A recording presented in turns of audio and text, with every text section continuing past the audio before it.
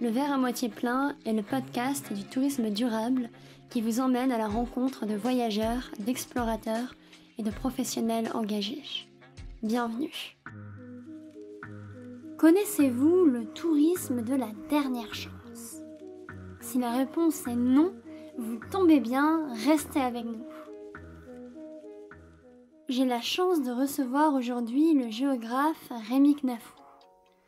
Rémi Knafou est spécialiste du tourisme et il est notamment à l'origine de la première équipe française de recherche dédiée au tourisme, l'équipe MIT, Mobilité, Itinéraire, Tourisme, et a été parmi les premiers à s'intéresser au concept de tourisme durable.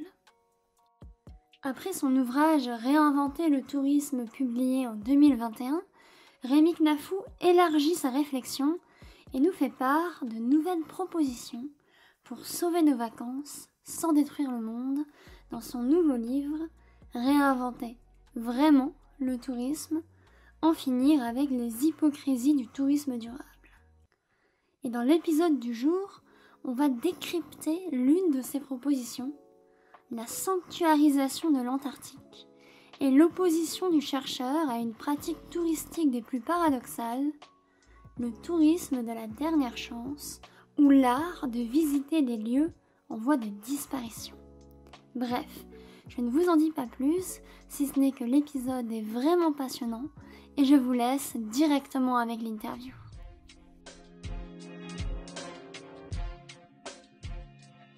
Alors Rémi Knafou, bonjour, merci beaucoup d'être avec nous aujourd'hui pour parler du tourisme de la dernière chance, qui est notre problématique du jour. Alors je vous ai brièvement présenté en introduction, mais peut-être quand même est-ce que vous pourriez nous dire deux mots sur le chercheur que vous êtes et vos travaux dans le champ du tourisme? J'ai commencé à m'intéresser au tourisme il y a fort longtemps, juste après avoir passé l'agrégation de géographie en 1971, lorsque j'ai entamé une thèse de doctorat d'État consacrée aux stations de sport d'hiver créées ex nihilo dans les Alpes françaises, des stations comme Avoria, Flaine, La Plagne, Les Arcs, etc. Thèse qui a donné lieu à un livre publié en 1978.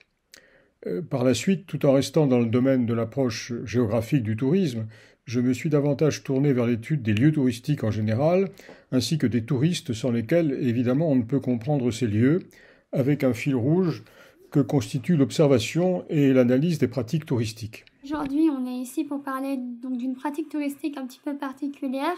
On le verra assez paradoxal.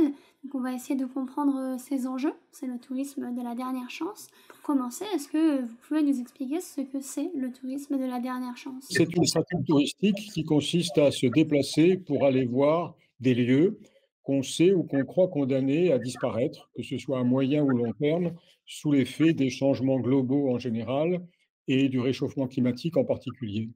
Quels vont être les territoires particulièrement concernés donc, par ce tourisme de la dernière chance?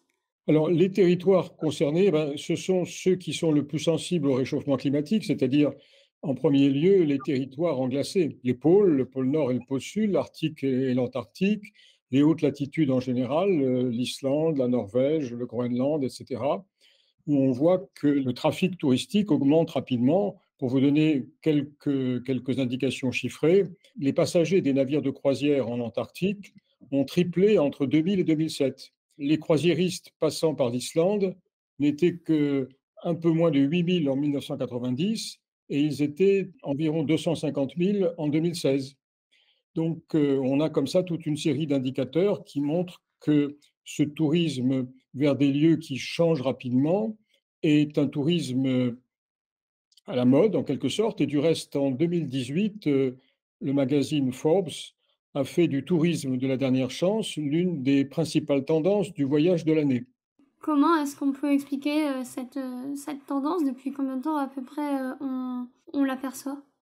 Je crois qu'une des causes profondes, c'est en allant vers des lieux menacés de disparition, c'est qu'il se joue aussi, et ceci peut expliquer cela, notre propre destin et notre propre disparition, qui est encore plus inexorable. Mais c'est un lien qui me semble expliquer de façon plus profonde l'intérêt pour ces lieux qui sont menacés de disparition et pour lesquels il commence à y avoir des manifestations tout à fait symboliques. En Islande, en 2019, on a posé pour la première fois sur la roche une plaque indiquant qu'à cet endroit-là existait un glacier qui a disparu. C'est la première fois dans l'histoire de l'humanité qu'on appose une plaque pour marquer la disparition d'un glacier. Et un mois plus tard, en Suisse, un certain nombre de personnes se réunissaient en altitude pour marquer en quelque sorte les funérailles d'un glacier, le glacier de Pisol, qui avait disparu. Donc voilà, c'est ça le contexte dans lequel nous sommes, c'est que en nous intéressant à la disparition d'éléments de la planète Terre, d'écosystèmes, ça nous renvoie à notre inexorable disparition et que cela nous rappelle à quel point nous ne sommes que de passage sur la Terre, raison de plus pour avoir le pied léger et pour essayer de transmettre aux générations d'après des conditions les moins dégradées possibles. Et qu'est-ce qui motive les touristes qui s'adonnent au tourisme de la dernière chance? Ce qui motive, semble-t-il, les touristes qui pratiquent cette forme-là de tourisme, c'est effectivement alerté par les médias, alerté par la publicité touristique, mais alerté aussi par les scientifiques qui nous informent sur l'évolution du climat.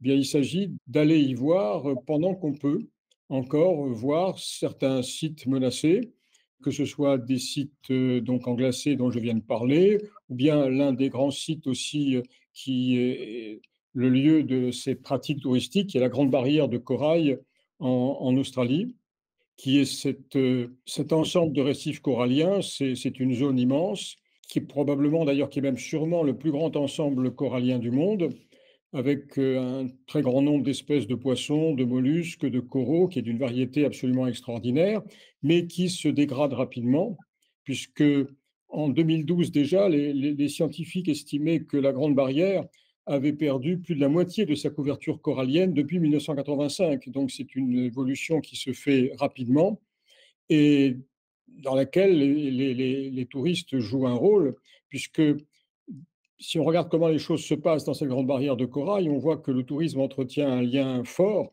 organique et un peu pervers aussi avec ces récifs, puisque c'est l'argent des touristes qui contribue au fonctionnement du parc marin qui protège la grande barrière, mais en même temps, c'est la venue des touristes qui participe à la dégradation de cet ensemble tout à fait remarquable, au point que le gouvernement australien, inquiet à la fois de la dégradation de la Grande Barrière, mais aussi de la possible perte de revenus liés au mouvement touristique, avait réussi à supprimer des informations sur l'état malsain de la Grande Barrière de Corail dans un rapport de l'UNESCO de 2016, craignant que cela ne fasse fuir le tourisme. Donc on voit ce lien très complexe qui existe entre la conservation de la nature, quand elle est très menacée, comme c'est le cas là, dans cet exemple, et le trafic touristique. C'est en ça qu'on peut dire que le tourisme de la dernière chance est une pratique paradoxale. Alors effectivement, c'est ce qui résume une des caractéristiques fortes de ce tourisme, c'est que les touristes contribuent à détruire ce qu'ils sont venus admirer.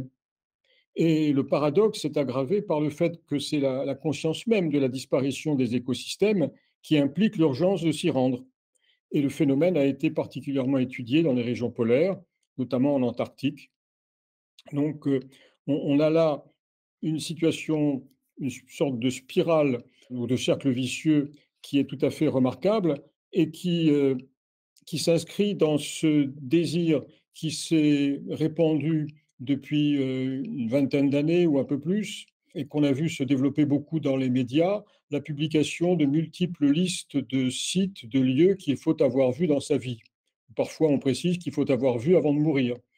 C'est ce qu'on appelle les bucket lists. Et donc, on a là un cercle vicieux qui s'installe, qui s'instaure, puisque c'est en allant visiter ces sites menacés qu'on contribue à aggraver la situation qui les a rendus menacés. Et donc, on favorise ainsi le déclin de quelque sorte de la beauté naturelle de la planète. Et cette spirale descendante de destruction ne fait qu'empirer à mesure que de plus en plus de gens réalisent que c'est leur dernière chance de visiter ces endroits tout à fait remarquables, effectivement. Donc on a une spirale descendante de destruction qui s'auto-entretient. Et la question que je me pose, parce que donc ça fait quelques années que la recherche s'est intéressée à ce sujet, est-ce que des études ont montré, par exemple, que les touristes sont conscients de ce paradoxe? Est-ce que les touristes sont également conscients du dérèglement climatique, de ses impacts, et de l'impact tout simplement que peuvent avoir leurs voyages sur le lieu dans lequel ils se rendent? Alors, on s'est intéressé effectivement dans quelques études, il n'y en a pas énormément, mais il y en a tout de même quelques-unes qui portent sur l'Antarctique, qui portent sur le Churchill, qui est un point privilégié d'observation des ours polaires au Canada, qui portent sur la Grande Barrière de Corail. Donc là, on a quelques enquêtes et auprès des touristes eux-mêmes pour savoir quelles étaient leurs motivations.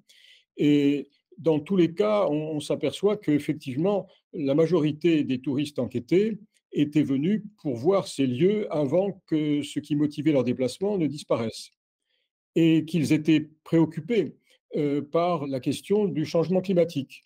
Mais en revanche, c'est là qu'est aussi un autre paradoxe à propos des touristes, c'est que tout en étant informés, puisque c'est ce qui explique leur venue, ils ne font pas le lien avec leur participation à l'accentuation du phénomène auquel ils participent. Il y a une dissociation forte entre les croyances et attitudes des répondants face aux problèmes et leur comportement individuel. Ils n'établissent pas un rapport direct entre leur venue et le changement climatique, et par exemple la dégradation des récifs. Déjà, l'aller-retour en avion, c'est 26 000 km, ce qui correspond à une émission d'un peu plus de 9 tonnes de CO2 par personne en classe économique.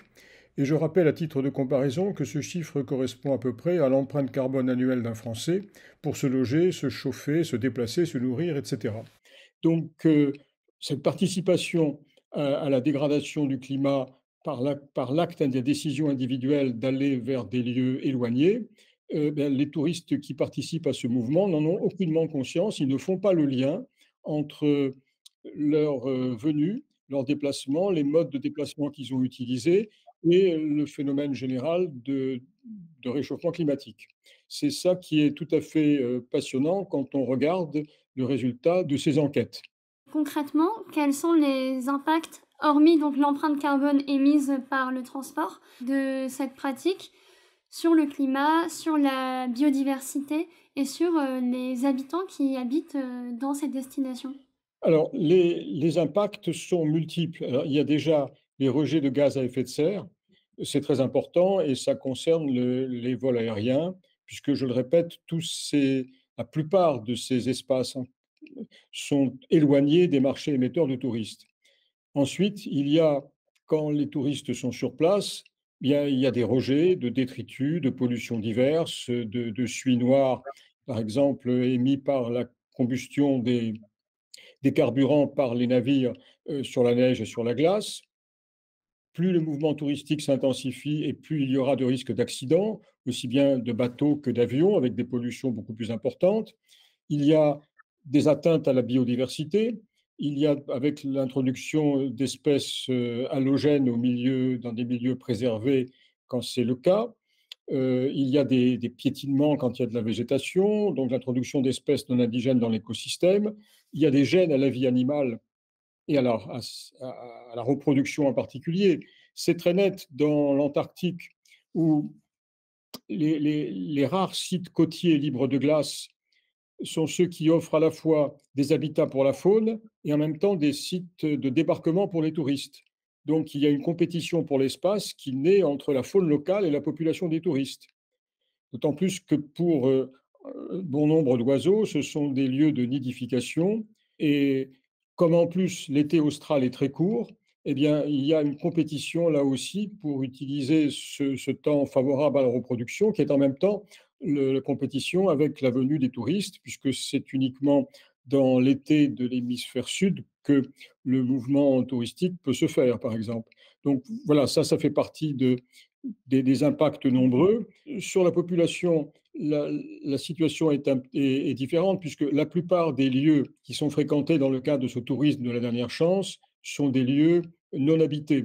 Donc, à ce moment-là, le problème des retombées économiques ne se pose pas. Alors, il y a quand même quelques exemples, on en connaît. Et quand il y a lieu habité, en général, la population, même si elle est souvent assez peu nombreuse. Par exemple, Churchill, dans le Manitoba canadien, qui est ce point d'observation qui se présente comme la capitale mondiale de l'ours polaire, Churchill, c'est 900 habitants. Et aujourd'hui, ils ne vivent pratiquement que du tourisme, de touristes venus de plus ou moins loin pour observer les ours polaires. Donc, il est évident que dans ces conditions, la population est favorable à la venue des touristes. Même chose pour les Galapagos, où d'ailleurs le flux touristique a été davantage limité qu'il y a quelques décennies, mais c'est pas très habité, mais c'est quand même, il y a plusieurs milliers d'habitants, et la population, évidemment, y trouve ses revenus.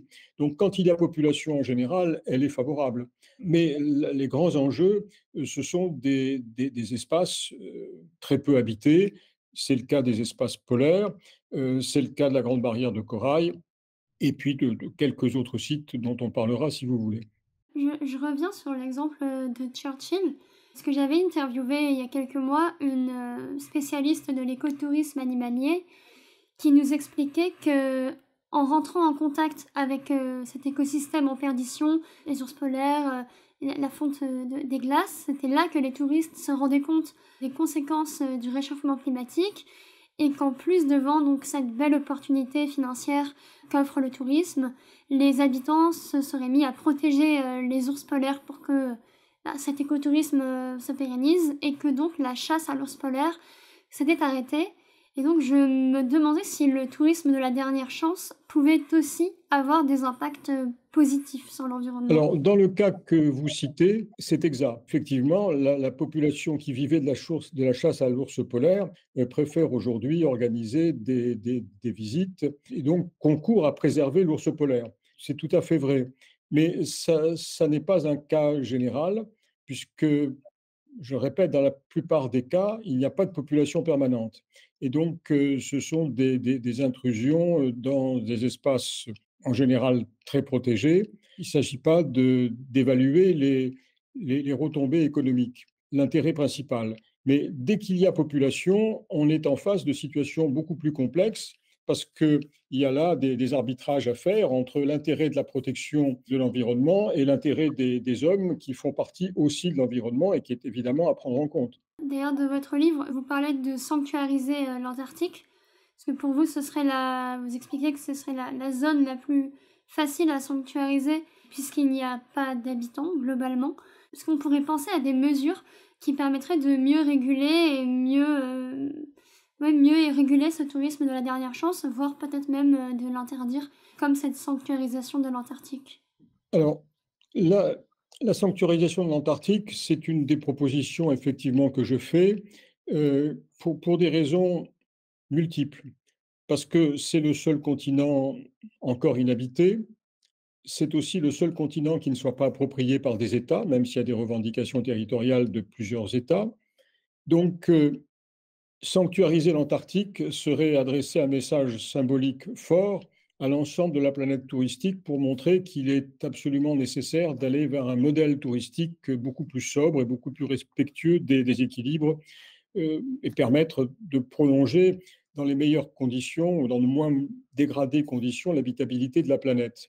Donc ça, c'est un objectif fort. Ça ne veut pas dire que ce soit un objectif facile parce que le tourisme vers l'Antarctique, je l'ai déjà mentionné, augmente rapidement.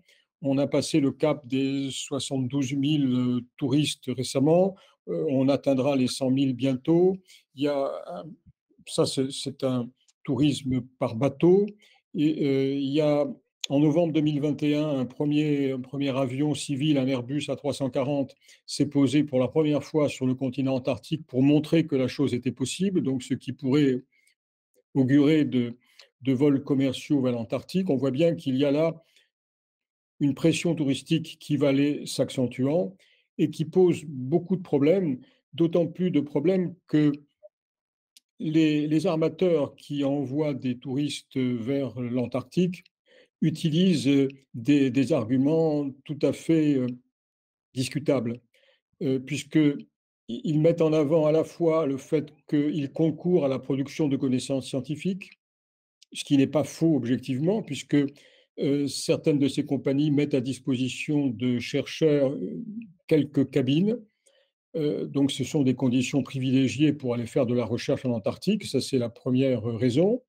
Et puis, la deuxième raison, c'est que ces, ces expéditions, comme on les appelle, vers l'Antarctique, sont censées aussi former à la sensibilité environnementale des touristes qui les fréquentent.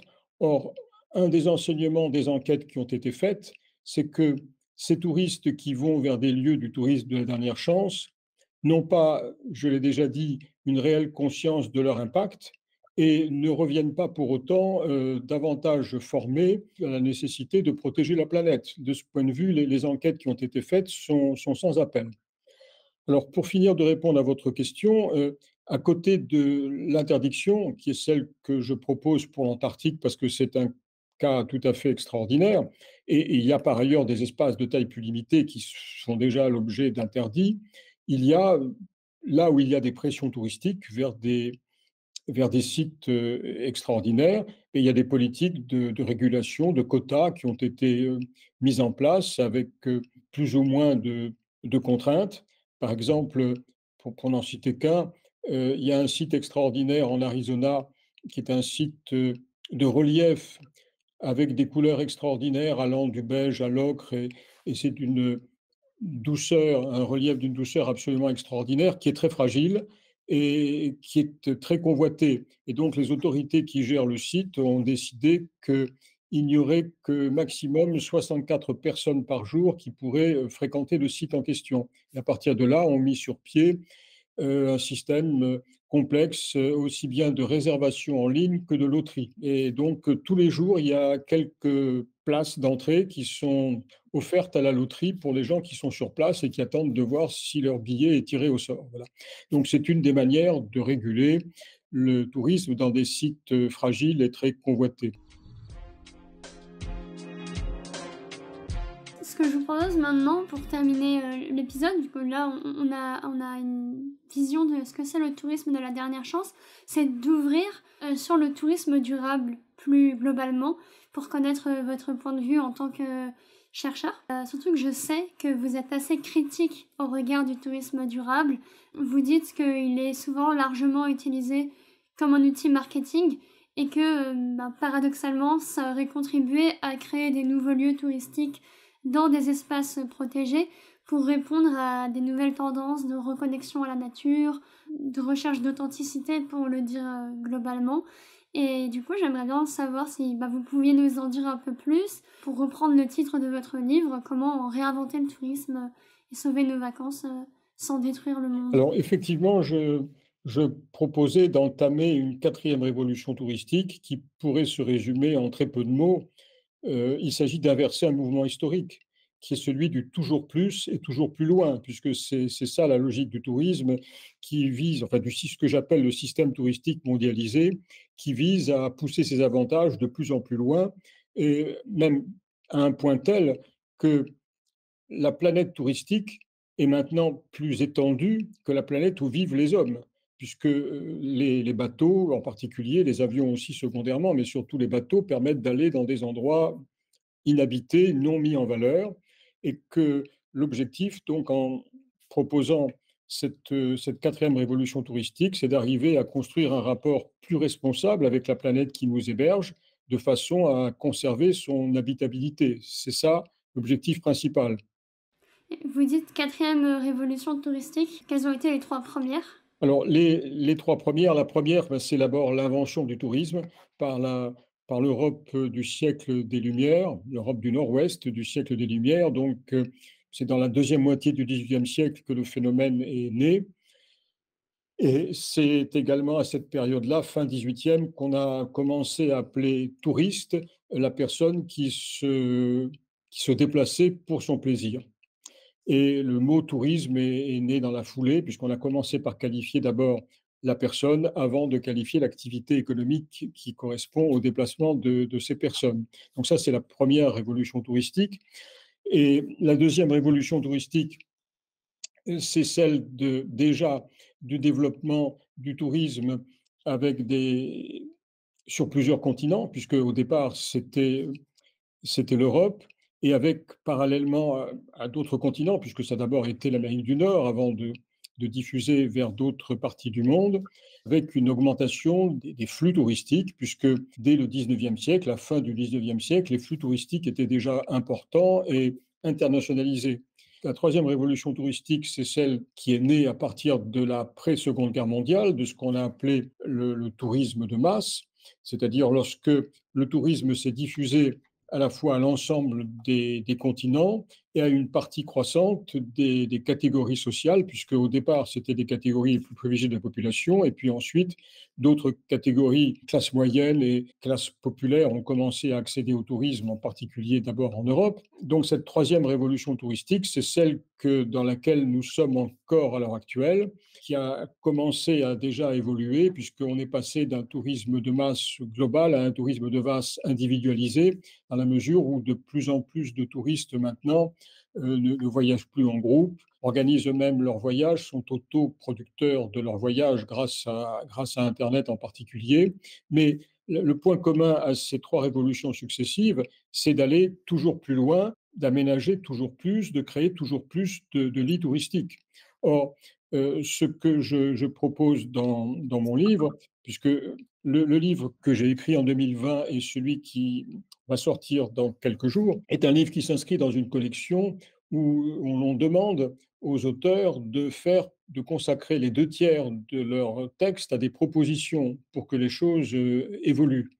Eh bien, la première des propositions qu'on peut faire, qui est une proposition de bon sens, c'est cesser de construire de nouveaux lits touristiques, sauf pour remplacer des existants qui disparaissent, parce qu'il y a aussi des obsolescences, évidemment. Mais globalement, on peut dire aussi bien à l'échelle française qu'à l'échelle mondiale, on a pour l'instant suffisamment de lits et il faudrait davantage s'employer à les remplir un peu mieux. Autre préconisation, se préoccuper des moyens d'accès. Les destinations touristiques ne peuvent pas se désintéresser de la manière dont viennent à eux les touristes. Et donc, par toute une série de mesures, en particulier de tarifs, favoriser les touristes venant par des moyens décarbonés lorsqu'ils existent, comme le train par exemple. Être plus sobre, voyager plus léger, limiter les voyages aériens, en particulier au long cours, paraît une mesure tout à fait nécessaire, à la fois pour des raisons de changement climatique, mais aussi parce que à moyen terme, la disponibilité de ressources énergétiques va devenir plus problématique. Et puis, j'en ai déjà parlé, protéger davantage les espaces menacés, protéger complètement certains territoires lorsqu'ils sont encore inhabités, hors du champ de convoitise du système touristique. Et vous parlez aussi d'un tourisme réflexif.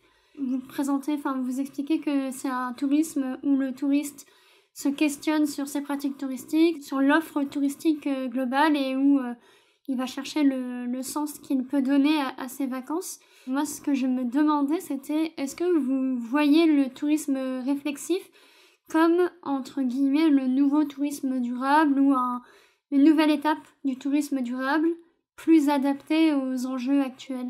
Alors effectivement, c'est une étape adulte, en quelque sorte, puisque c'est un des moyens de mettre en œuvre la durabilité dans le tourisme.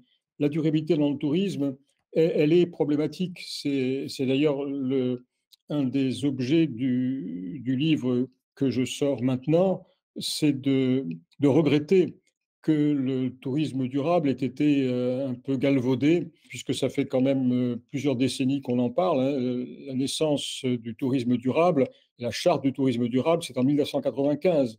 Donc depuis, il y a eu certes des progrès qui ont été faits, mais pas suffisamment par rapport aux objectifs à remplir. Donc le tourisme réflexif, qui invite effectivement le touriste à être conscient de ses responsabilités au sein de la terre sur laquelle nous vivons, c'est une manière d'adopter des comportements plus responsables, plus sobres, en relation avec les objectifs qu'on peut se fixer.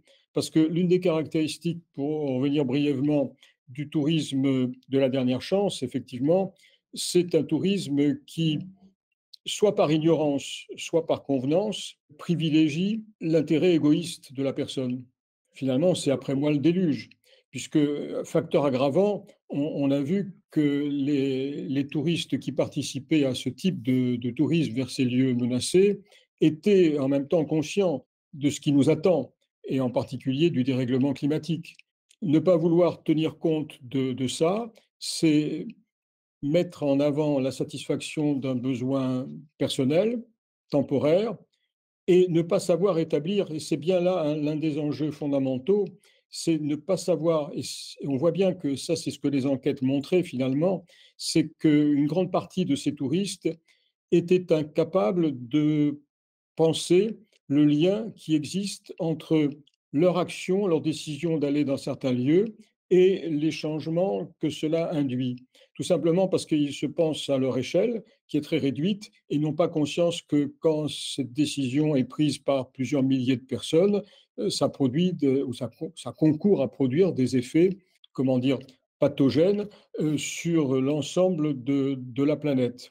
Donc on a là une situation perverse qui est tout à fait préjudiciable lorsqu'on n'est pas capable de penser le lien entre aussi bien l'échelle de la personne et l'échelle planétaire, et on n'est pas capable de penser non plus le lien entre ce qui se passe maintenant, ma décision d'aller vers un lieu, et ce qui se passera dans 20 ans, dans 30 ans, quand effectivement toutes ces actions cumulées finiront notamment par l'émission de gaz à effet de serre à concourir à l'aggravation du réchauffement climatique. On a là quelque chose qui est une vraie préoccupation et qui rend un peu pessimiste pour l'avenir, parce que quand on voit que même des gens qui sont informés n'en tirent pas nécessairement les conséquences, on voit la nécessité qu'il y a pour aussi bien les personnes que pour les destinations touristiques à essayer de développer à côté des interdictions ou des régulations une responsabilisation de la personne, notamment via les leviers du tourisme réflexif.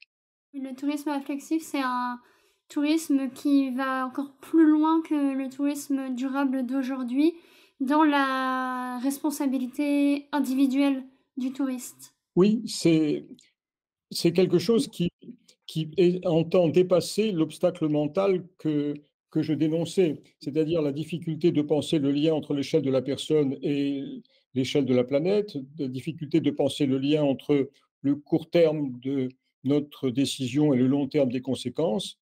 Ça veut dire créer les conditions pour que non seulement on s'informe, mais qu'on tire des conséquences de l'information qui est la nôtre.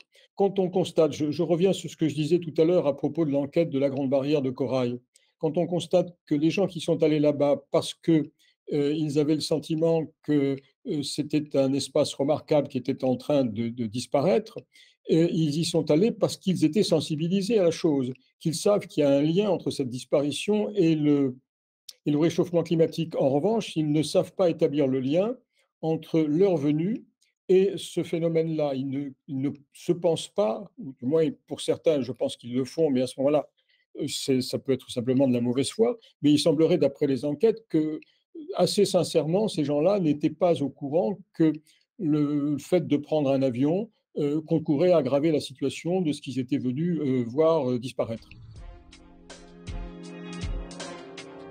Bon, merci beaucoup d'avoir été aujourd'hui avec nous pour parler du tourisme de la dernière chance et puis du tourisme durable d'une manière générale.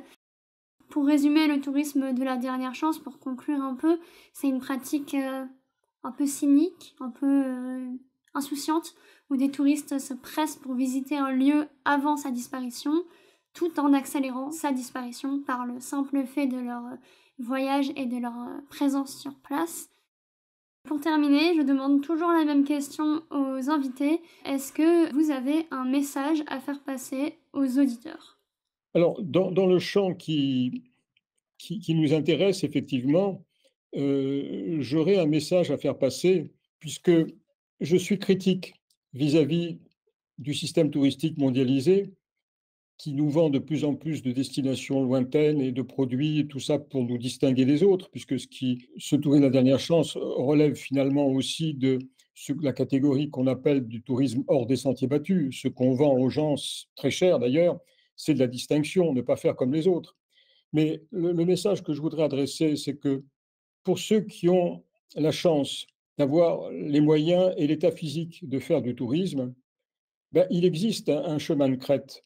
Alors, il est peut-être assez étroit, mais il existe entre deux choses qui me semblent probablement à éviter. D'une part, éviter de renoncer au voyage, à tout ce que cela permet pour s'ouvrir sur les autres, hein, sur le monde, pour se comparer, pour se cultiver. Et puis d'autre part, éviter aussi de ne considérer que son seul intérêt égoïste sans prendre en compte l'impact de ses choix sur la planète. Donc, je crois qu'on peut continuer à faire du tourisme pour prendre soin de soi, pour s'ouvrir sur d'autres cultures, sans contribuer démesurément à accroître le réchauffement climatique et ce que j'appelle le tourisme réflexif, qui privilégie des solutions plus sobres, moins impactantes, se souvenir que nous ne sommes pas seuls, mais que nous sommes sur une planète peuplée de 8 milliards d'habitants, avec lesquels on est obligé de collaborer, de partager, se souvenir que, au-delà des considérables inégalités de toutes sortes, nous avons un destin commun, celui d'être embarqués sur la même planète, en quelque sorte, cette planète Terre, sur laquelle nous avons réussi par notre intelligence à créer de la richesse, de la sécurité pour une bonne partie du monde, à améliorer les conditions de vie d'une bonne partie des habitants, mais nous avons aussi réussi, si j'ose dire, à commencer à compromettre l'avenir de l'humanité si nous poursuivons sur la même lancée. Donc, voilà ce que je voudrais dire, c'est qu'on peut continuer à faire du tourisme, mais pas nécessairement vers tous les lieux, pas nécessairement de développer ce projet totalitaire qui veut que toute la planète devienne irrémédiablement touristique. Il faut laisser, je crois, un peu de place aux rêves. Ben bien, écoutez, sachons avoir cette sagesse dans l'intérêt de tous et en particulier des générations qui nous suivent. C'est la fin de cet épisode du verre à moitié plein. Et si vous écoutez ce message, c'est que vous êtes resté jusqu'au bout. Alors merci. Si le podcast vous plaît, vous pouvez nous mettre 5 étoiles sur Apple Podcast ou Spotify et vous abonner. On a également un compte Instagram, podcast.vert, où nous vous partageons du contenu exclusif. Le lien se trouve dans la description. Vous pourrez aussi nous partager des idées de sujets que vous aimeriez que l'on aborde. Alors, à dans 2 semaines pour un nouvel épisode. Et d'ici là, n'oubliez pas de voir le verre à moitié plein.